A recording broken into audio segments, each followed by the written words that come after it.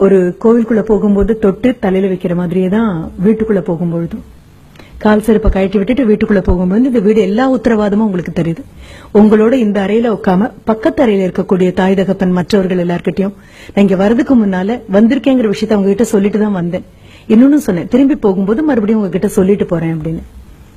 அப்பா அம்மாவா இருக்கிறது இந்த வயசுல உங்களுக்கு புரியாது. எந்த பொருளையும் அனுபவிக்கிற வரைக்கும் அதனுடைய தேவை நம்ம உணர்ந்ததே கிடையாது.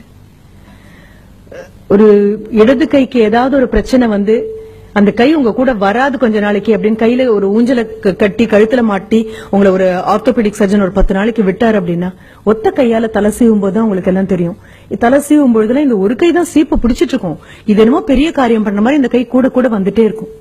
ஒத்த கையால பொத்தான் போடும் பொழுதுதான் ஓஹோ இந்த கை தேவைப்படுமா அப்படின்னு. ஆக ஒரு பொருள் இருக்கிற வரைக்கும் அதோட அருமை தெரியாது. அப்பா அம்மாவும் பெரும்பாலும் அப்படியேதான், மூச்சு காற்று மாதிரி தான். மூச்சு விடும் போதெல்லாம் ஆஹா மூச்சு காற்று உனக்கு மிக்க நன்றி, நான் என்ன சுவாசிக்கிறேன் சொல்ல போறோமா என்ன? கண்டிப்பா மாட்டோம். மூச்சு அடிச்சா மட்டும்தான் பக்கம் பக்கமா திரும்புவோம், ஐயோ காத்து கிடைக்கலப்பா அப்படின்னு. அப்பா அம்மாவும் அதேதான். அந்த அறையில உட்கார்ந்து இருக்காங்க. அஸ்திவாரங்கள் ஒரு நாளும் அழகா இருக்காது. இது வந்திருக்கிற குழந்தைங்க முதல்ல புரிஞ்சுக்கோங்க. நீங்க நினைக்கிற மாதிரி இது எங்க அம்மா இது எங்க அப்பா அப்படின்னு சொல்லி எல்லாரும் முன்னாலையும் நீங்க அவங்களை எம்பி பார்த்து உயரமா அவங்கள பார்த்து மகிழ்ந்த நாட்கள் எல்லாம் இருக்கும்பொழுது நீங்க 3 வயசும் 4 வயசும் அவங்களுடைய முழங்கால் உயரம் கூட இல்லாம இருந்த நாட்கள் அது. அவங்களுடைய விரலை பிடிச்சுக்கிட்டு அவங்க விரல் நுனியால உலகத்தை பார்த்த நாட்கள். அப்புறம் இடுப்பு அளவு உயரம் வளர்ந்தீங்க, அப்புறம் தோல் வந்தீங்க. இப்ப தோளையும் தாண்டி தோளுக்கு மிஞ்சிய தோழர்களாகத்தான் இந்த வயசுல வந்து உட்கார்ந்துருக்கீங்க. இப்ப நீங்க நினைக்கிற மாதிரி உங்க அம்மாவும் அப்பாவும் ஒரு விளம்பரத்துல வரக்கூடிய தாய் தகப்பன் மாதிரி கண்டிப்பா இருக்க மாட்டாங்க. விளம்பரத்துல வரக்கூடிய தாய் தகப்பன் வேணா நீங்க டாலர் ஆகணும், ஸ்மார்ட்டர் ஆகணும், பிக்கர் ஆகணும் அப்படின்னு ஏதோ ஒண்ணு கலந்து உங்க கையில கொடுக்க காலியான அந்த குவளையில ஏதோ இருக்கிற மாதிரி விளம்பரத்துக்காக நடிச்சு குடிக்கலாம். ஆனா இந்த தாய் தகப்பன் அப்படி எல்லாம் கொண்டு வந்து கொடுக்கற தாய் தகப்பன் இல்ல. உங்ககிட்ட ஆட்டோகிராஃப் கேட்கிற தாய் தகப்பன் இல்ல. இல்ல உங்க நண்பன் கிட்ட பாடா எங்க அம்மா பாருப்பா எங்க அப்பா பாருப்பா, இதெல்லாம் இல்ல. எப்படி 40-45 தொட்டிருப்பாங்க, இல்ல தொடக்கூடிய தூரத்துலதான் இருப்பாங்க. எப்படியோ அம்மாவுக்கு ஒரு முதுகு வலியோ முழங்கால் வலியோ வந்துட்டு போகும். சொல்லாம ஒரு தலைவலி வரும். கலகலன்னு சிரிச்சுட்டு ஓடிட்டு இருந்த ஒரு அம்மா, நீ திரும்பின பொழுதெல்லாம் உனக்கு விதவிதமா சமைச்சு கொடுத்துட்டு இருந்த அம்மா கொஞ்சம் ஸ்லோ டவுன் ஆக ஆரம்பிச்சிருப்பாங்க. சமையல் கட்டுல நின்னு 1 நிமிஷத்துக்கு 2 நிமிஷம் எங்க வச்சேனே தெரியல, இப்ப அடிக்கடி ஞாபகம் மறதி வருது அப்படின்னு சொல்லுவாங்க. ஃப்ரிட்ஜ திறந்து வச்சுட்டு ரொம்ப நேரம் அங்கேயே பாத்துட்டு இருப்பாங்க. என்னம்மா அப்படின்னு. அதுதான் எனக்கும் புரியல, ஏன் ஃப்ரிட்ஜ திறந்தேன்னு எனக்கு தெரியல அப்படின்னு. அப்பா என்ன பண்ணுவாரு, சென்டர் ஸ்டாண்ட் போட்டு வண்டியை நிறுத்திட்டு இருந்த அப்பாவுடைய தலைகொள்ளாம இருந்த முடியெல்லாம் பார்த்து நீ இப்படி அண்ணாந்து பார்த்தது உண்டு. எல்லாம் கொழிஞ்சு இப்ப முன்னெத்தி எல்லாம் பின்னெத்தி வரைக்கும் போயாச்சு. ஆக அப்படிப்பட்ட அப்பா இப்ப சைட் ஸ்டாண்ட் போட்டுட்டு வராரு. அப்படியே வந்து உட்காந்து அப்பா அப்படின்னு கால் நீட்டுறாரு. அம்மா ஓடி போயிட்டோம்ல தண்ணி கொண்டு வந்து கொடுக்குறாங்க. நகர்ந்து நின்னு பாருங்க, ஒன்னும் அவசரம் இல்ல, விலகி பாருங்க. பார்க்க பரிணாம வளர்ச்சியில தாயும் தகப்பனும் முதுமையை நோக்கி எப்படி போயிட்டே இருக்காங்கன்னு பாருங்க. அப்படி உட்கார்ந்துட்டு இருக்கக்கூடிய ஒரு அப்பா அப்படின்னு சொல்லும் பொழுது அப்பாவுடைய பார்வையில் நிறைய மாற்றம் வந்துச்சு. அம்மா அப்பாக்காக வேற மாதிரி சமைக்கிறாங்க. உங்களுக்கு ரோஸ்ட் போட்டு 4 பக்கம் நெய் ஊத்தி எண்ணெய் ஊத்தி எல்லாம் பண்ணி போதுமா முருகலா இருக்கா அப்படின்னு அந்த தோசைக்கல்ல விட்டு தோசை ஐயோ எடுத்துட்டு என்ன இதுக்கு மேல இருந்தா தீஞ்சு போயிருவேன் அதுவே எழுந்து வர அளவுக்கு அதை முருகலா பண்ணி கொண்டு வந்து கொடுத்து காதுல ஒரு பென்சில் மாதிரி ஒண்ணு வச்சுட்டு என்னப்பா உனக்கு வேணும் அப்படின்னு பக்தி பரவசத்தோட பாக்கும்போது இன்னொன்னு கூட அப்படின்னு சொல்லுவீங்க. ஆனா அப்பா திட்ட பாத்தீங்கன்னா இந்த முருகல் தோசை எல்லாம் போய் ரொம்ப நாள் ஆச்சு. ஒரு இட்லி பாத்திரம் மூடி எடுத்து வச்சு அம்மா மூடி வச்சு இது பண்ணிருப்பாங்க. கொஞ்சம் பாருங்க, அவங்களுக்கு வயசு மட்டுமே ஆகல. அந்த வயசு தேவையில்லாத நோய்களுக்கெல்லாம் மிகப்பெரிய விண்ணப்பமாகவும் கை நீட்டி உட்கார்ந்துருக்கு. அப்புறம் தேங்காய் சட்னி இல்லையா, தக்காளி சட்னி இல்லையா அப்படியெல்லாம் கேட்க கூட உங்களுக்கு தெரியாது. ஒயிட் சட்னி இல்லையா, ரெட் சட்னி இல்லையா அப்படிலாம் கேட்கதானே தெரியும். தமிழ் அந்த அளவுக்கு பழக்கத்துல இருக்கு அப்படின்னு சொல்லி கேட்டு அம்மா ஓடி வந்து ஐயோ இன்னைக்கு இல்லப்பா சாம்பார் தானா, சரி பரவாயில்ல 2 வேணாம், ஒரு தோசை இன்னொன்னு போடுங்க. ஒன்னும் குறைய போறது இல்ல. ஆனாலும் கேக்குற தோனி அப்பாவை பாத்தீங்கன்னா அப்பாவுடைய உணவு முறையில மாற்றம் இருக்கும். நடையில அந்த பழைய ஸ்பீடெல்லாம் ஒன்னும் இல்ல. பாக்கணும், நான் என்ன அவங்கவுங்க அம்மா அப்பாவை தானே பாக்க சொல்றேன். இதுக்காக பக்கத்து வீட்டு குழந்தைய கூட்டிட்டு வர முடியும், வாடகை கொடுத்து இவங்களை பாத்துட்டு போ அப்படின்னு சொல்ல. உங்களுக்கே அதற்கான அவகாசமும் நேரமும் இல்ல அப்படின்னா வேற என்ன பண்றதுக்காக தான் உங்களுக்கு இப்ப நாங்க கல்வியை கொடுத்துட்டு இருக்கோம். 24 மணி நேரத்துல உருப்படியா செஞ்ச எதுவுமே இல்ல. ஆக திரும்பி பாருங்க, ஒண்ணும் இல்ல. இந்த 2 மாசமும் இத்தனை வருஷம் நீங்க ஓடி படித்ததாக ஒரு கதை சொல்லிட்டு இருந்தோம் இல்லையா, கதைதான். ஆசிரியர்களான எங்களுக்கு நல்லாவே தெரியும். அது ஓடுற மாதிரி ஒரு நடிப்பு. நீங்க ஓடுற மாதிரி நடிப்பீங்க, நம்புற மாதிரி நாங்க நடிப்போம். படிக்கிற மாதிரி நடிப்பீங்க, படிச்ச மாதிரி நாங்க நம்புவோம். இதுக்கு நடுவுல ஏதோ சில மார்க். இது அத்தனையும் தாண்டி இந்த 2 மாசத்துல எத்தனை பேர் அப்பாவுக்காகப்பா நான் வண்டி பண்ணி தரேன்ப்பா, நான் ஏர்ன் பண்றேன்ப்பா, உட்காருங்கப்பா, இது என்னப்பா இது, தோளுக்கு மிஞ்சி வளர்ந்தாச்சு, அப்புறம் நான் பாத்துக்கிறேன்ப்பா எல்லாம். இதற்காக அடுத்த குழந்தைய வாடகை எடுக்க முடியாது. நீ சின்னதா பிறக்கிற வரைக்கும் எல்லாம் கேட்டது, மகனா மகளான்னு யாரும் கேட்கல, சார் பையனா பொண்ணா அப்படின்னு. பிறந்த உன்னை கையில எடுத்ததுக்கு அப்புறம் பையன் பொண்ணெல்லாம் கிடையாது, அந்த வார்த்தைகளே இல்ல.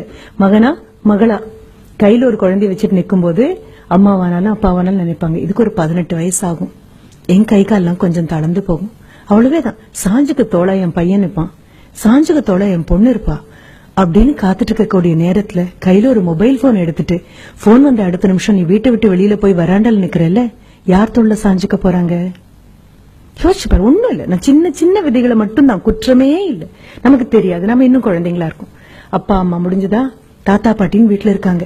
இந்த தாத்தா பாட்டி பண்ண பெரும் தியாகம் தான் அப்பா அம்மாவா வந்திருக்கோம்.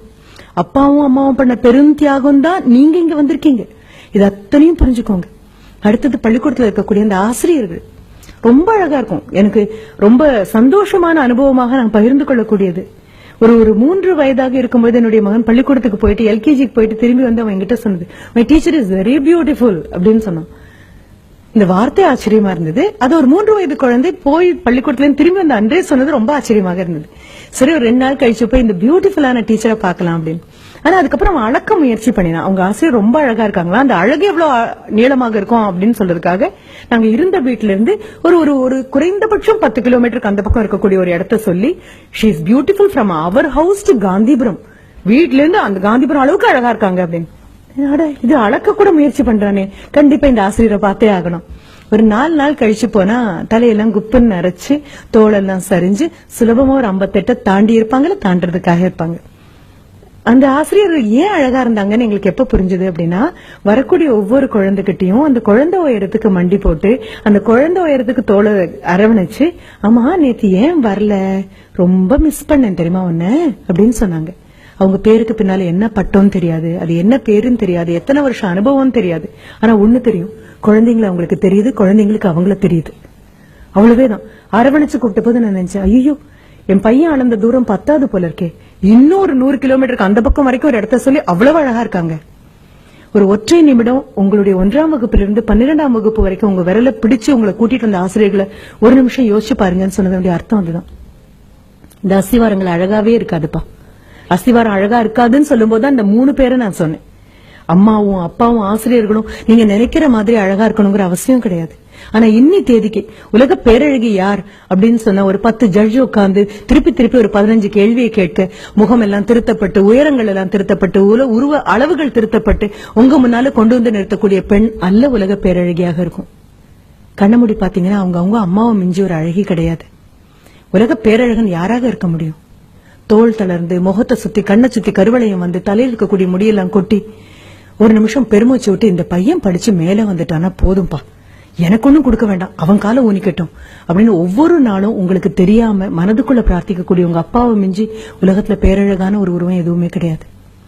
நீங்க வரீங்கன்னு தெரிஞ்சு ஊரார் பிள்ளைய ஊட்டி வளர்க்கணும் அப்படிங்கறதுக்காகவே ஒவ்வொரு நாளும் கல்வியை டிஃபன் பாக்ஸ்ல போட்டு சுமந்து திணிச்சு அமுக்கி கொண்டு வரக்கூடிய உங்க ஆசிரியரை விட மிகப்பெரிய ஒரு நபர் உலகத்துல கிடையாது. ஆனா இது 3 அஸ்திவாரம். எந்த கட்டடத்துக்கும் அஸ்திவாரம் அழகா இருக்க வேண்டிய அவசியம் கிடையாது. அஸ்திவாரம் போட்ட அடுத்த நிமிஷம் அதுக்கு பூச்சி அடிக்கிற ஆட்கள் யாரும் கிடையாது.